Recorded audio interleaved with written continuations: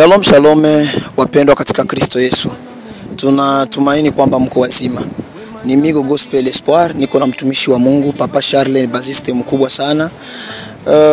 So leo niko hapa hivi ku World the Beach tunakuja kuangalia sehemu hapo tutashoot video yetu ya asante.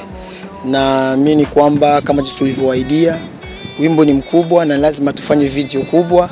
Nadhani tutafanya video ambao kila mtu akiangalia anasema kabisa inaendana na maudhui ya nyimbo jinsi inazungumza, kwa sababu ikiwa kuna sehemu ambapo Mungu amekutoa akakupatia nafasi fulani, ni lazima tumshukuru Mungu kwa kila jambo.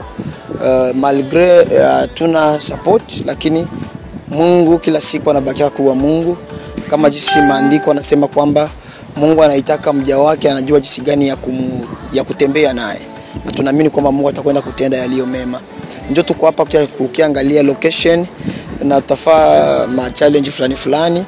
Naamini kwamba kila kitu kitakuwa bien parce que unajua kwamba ukiangalia fedha ambazo wako wanaomba hapa ni fedha nyingi sana, lakini tunaamini kwamba Mungu atatuwezesha zaidi.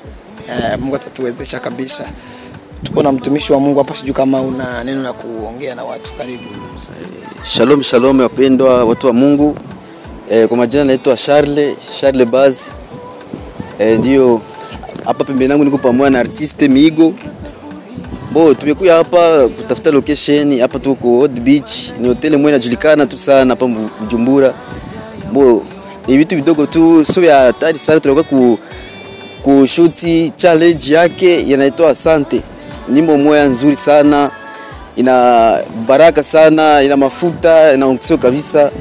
Ukifika mu channel ya YouTube unaandika Migo Gospel, unaiona pale, hata kitu vingi, ingia tu ndani uabone mu TikTok bote, itakuwa vizuri sana. Sasa tuko hapa sasa hii tunataka tuanze hivi, na j'espère que itakuwa ni vizuri sana kusupport, itakuwa ni vizuri sana mpendo wa Mungu. Ndio asante, tunashukuru sana. Amen.